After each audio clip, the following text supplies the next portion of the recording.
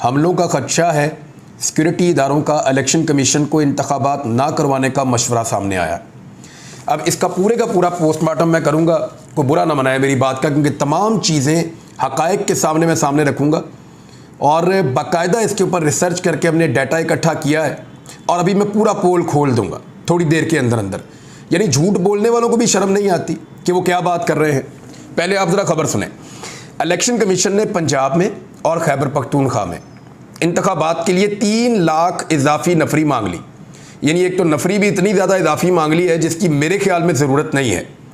इतनी बड़ी तादाद में तो लोग कभी भी इलेक्शन में इस्तेमाल नहीं होते।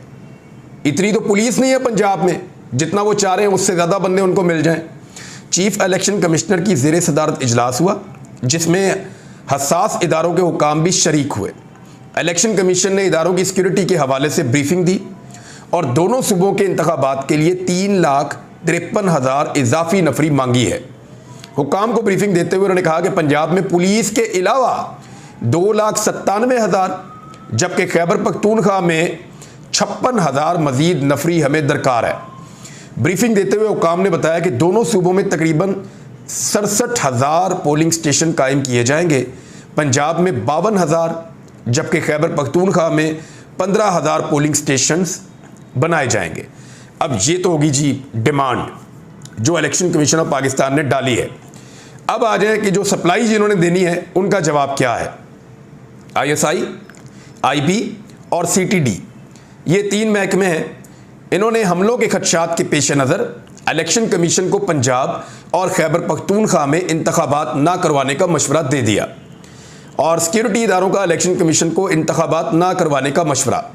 चीफ इलेक्शन कमिश्नर की ज़ेरे सदारत इंतखाबात के इनेकाद और सिक्योरिटी से मुताल्लिक एक अहम इजलास, ये जो मैं जिसकी आपको बात बता रहा हूँ, इसी इजलास के अंदर हसास इदारों के हुकाम शरीक हुए और जो कुछ उनसे मांगा गया तो उन्होंने कहा कि मौजूदा सिक्योरिटी थ्रेट्स की बुनियाद पर इस वक्त इलेक्शन ना करवाने का मशवरा दिया गया और खुफिया इदारों ने इंतखाबात करवाने की मुतफ़िक़ा तौर पर मुखालफत कर दी है। ISI, IB और CTD हुकाम ने राय दी है कि पंजाब और खैबर पख्तूनख्वा असम्बलियों के इंतखाबात के इनेकाद के लिए माहौल साजगार नहीं है। अब मैं पाकिस्तान की अदालतों की आसानी के लिए और उनकी मदद के लिए कुछ डाटा आपके सामने रखने वाला हूँ, क्योंकि ये इंतखाबात करवाने के लिए पाकिस्तान की अदालतों ने हुक्म दिया है। सुप्रीम कोर्ट ऑफ पाकिस्तान ने कहा इंतखाबात करवाइए, लेकिन पाकिस्तान के तमाम इदारे इंतखाबात से भाग रहे हैं क्योंकि इंतखाबात के नतीजे में उन इदारों की नापसंदीदा शख्सियत इक़्तिदार में आने के कवी इम्कानात मौजूद हैं। लिहाजा उस नापसंदीदा शख्सियत के इक़्तिदार में आने से बेहतर है कि इंतखाबात ना करवाए जाएँ। इस फार्मूले के तहत हर तरफ से यही मशवरा आ रहा है कि इंतखाबात से गुरेज किया जाए। अब मैं डाटा आपके सामने रखता हूँ 2 सालों का, 2008 का और 2013 का। अगर आप चाहें तो मैं आपको 2018 का भी बता सकता हूँ दहशतगर्दी के वाक़यात के हवाले से कि दहशतगर्दी तब कितनी थी और आज कितनी है।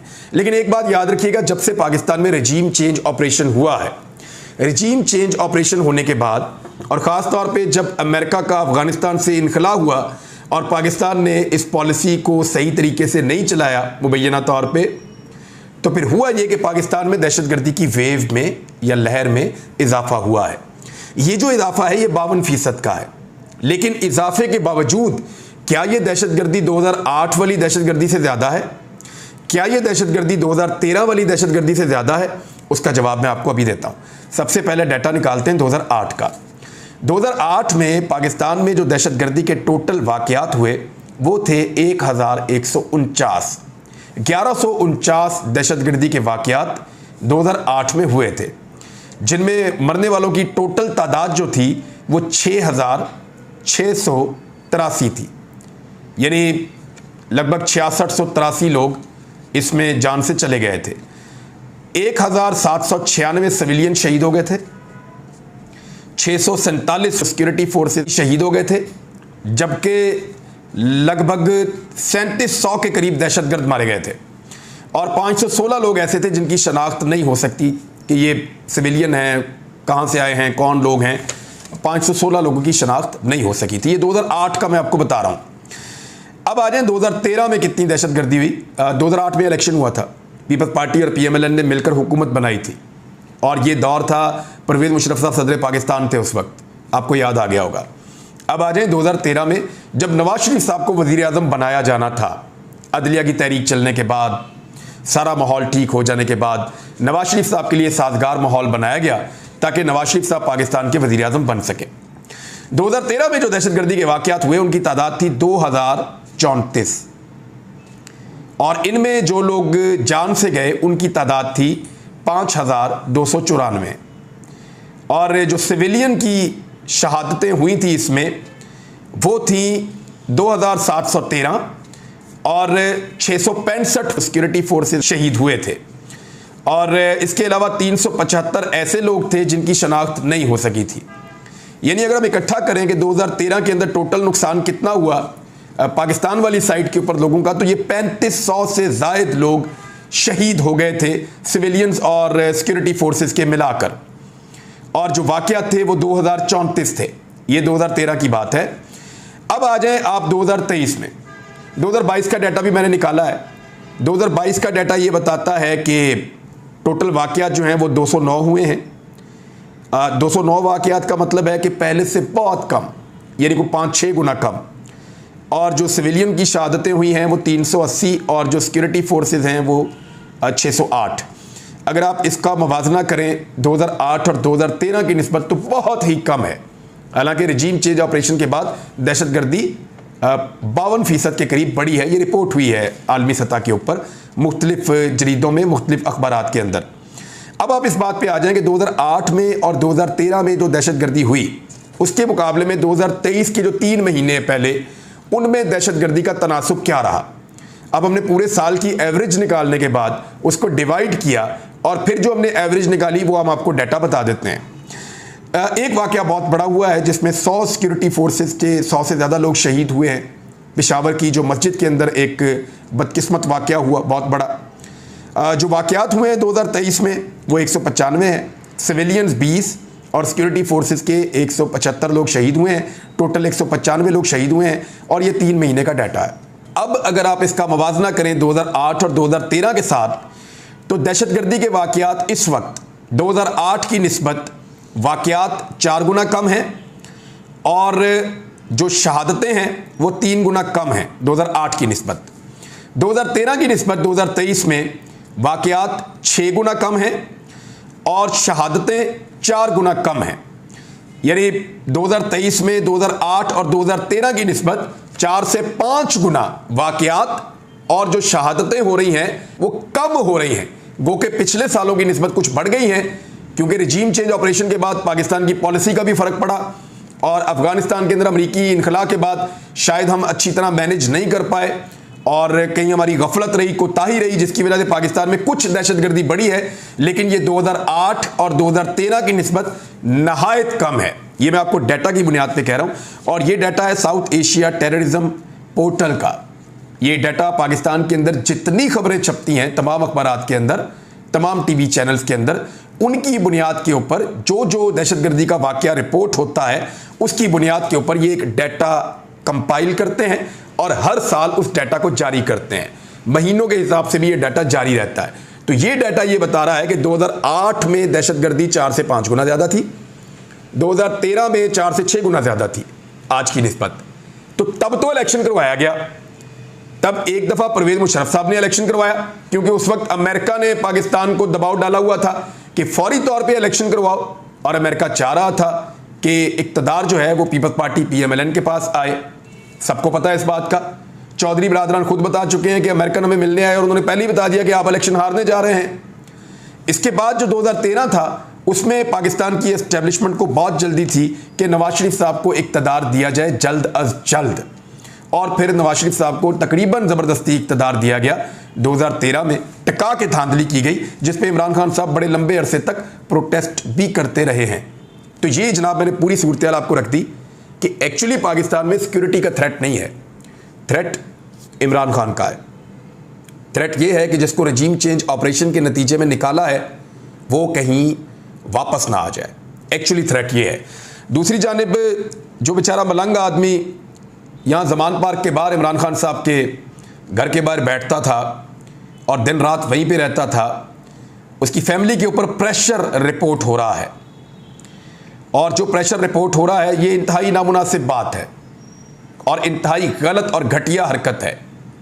यानी पहले एक मासूम शख्स को कत्ल किया गया, एक ऐसा शख्स जो सिर्फ नारे लगा सकता था, बातें कर सकता था, जज्बाती जुमले बोलता था, वो तो बोलने में भी किसी को गाली लगा के किसी के साथ लड़ाई नहीं करता था बेचारा। फिजिकली तो वो किसी को हार्म कर ही नहीं सकता था।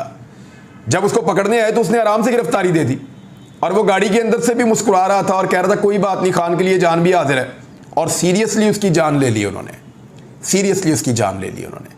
अब उसकी वीडियो देखते हैं तो बहुत तकलीफ होती है। इमरान खान साहब को जब मैं मिला था उन्हें काफ़ी तकलीफ है इस बात की कि वो इस नौजवान को मिल नहीं पाए, और मुमकिन भी नहीं होता। बाहर हज़ारों लोग हैं, सब मिलना चाहते हैं इमरान खान साहब को। अगर वो एक एक करके भी अंदर बुलाएं तो उन्हें मिलने में महीने लग जाएंगे, और सब मिलना चाहते हैं तो ये एक प्रॉब्लम तो रहेगा। लेकिन इस किस्म के लोग जो बेचारे थोड़ा बढ़ के होते हैं, थोड़े से हैंडीकैप भी हैं, तो इमरान खान साहब को उन्हें मौका देना चाहिए और ऐसे लोगों से मुलाकात करनी चाहिए जो बेचारे अपनी ज़िंदगी को पूरा वक्त कर चुके हैं। अब दूसरी जानिब कुछ चीज़ें और रिपोर्ट हो रही हैं। उसमें फवाद चौधरी साहब ने एक ट्वीट किया और उन्होंने कहा कि इंसाफ वकला विंग के मुताबिक अली बिलाल शहीद के वालिद को कल जनाजे के बाद अगवा कर लिया गया और वो इनके ख़ानदान के लोग पुलिस की हिरासत में हैं। अब वही होगा जो होता आ रहा है कि पुलिस की हिरासत से एक वीडियो आएगी कि हमने मोहसिन नकवी और पुलिस को माफ़ किया, लेकिन ये मुल्क उनको माफ़ नहीं करेगा। देखिए, मुद्दई तो उनके वालिद ही बनेंगे। जो ज़िले शाह था उनके वालिद ही मुद्दई बनेंगे, और पुलिस ने अपनी मुद्दईयत में तो मुकदमा दर्ज कर लिया है। उनके वालिद को ले जाया गया था, आज अदालत में कोशिश की गई कि उनका एक बयान करवा लिया जाए, लेकिन वो जुम्मे की वजह से हो नहीं सका। कुछ इत्तलात के मुताबिक उनकी फैमिली के अंदर कुछ लोग जो हैं उनका हुक्मरान जमात के साथ ताल्लुक़ भी है, और कुछ जो पुलिस वाले हैं वो भी खासा दबाव डालने के लिए साथ साथ मौजूद हैं। उनके वालिद ने बेटे के कुल्लों में भी शिरकत नहीं की मुबैना तौर पे, और अब वो मीडिया से गुरेज कर रहे हैं। जियो न्यूज़ ने इस पर एक खबर चलाई है रेस्क्यू करने के लिए। जियो न्यूज़ कह रहा है कि FIR के लिए जो मैंने दरख्वास्त दी वो टेंशन में लिखी थी, किसी ने अगवा किया ना पुलिस ने थ्रेट किया। ये बिलाल के वालिद अब ये कह रहे हैं।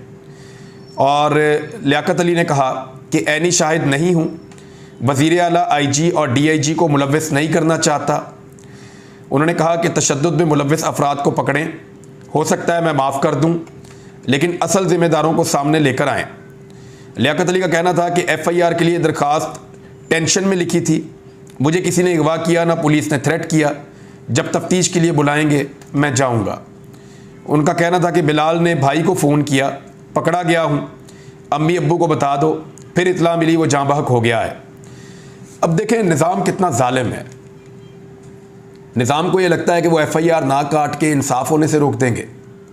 उन्हें ये लगता है कि इस बुज़ुर्ग आदमी के ऊपर इसकी फैमिली पे दबाव डाल के या माशरती दबाव डलवा कर वो इस आदमी को अपने मुताबिक इस्तेमाल करके इस खून नाहक से बच जाएंगे। इस मलंग की FIR सिर्फ इधर नहीं दर्ज हुई, इसकी FIR कहीं ऊपर भी दर्ज हुई है।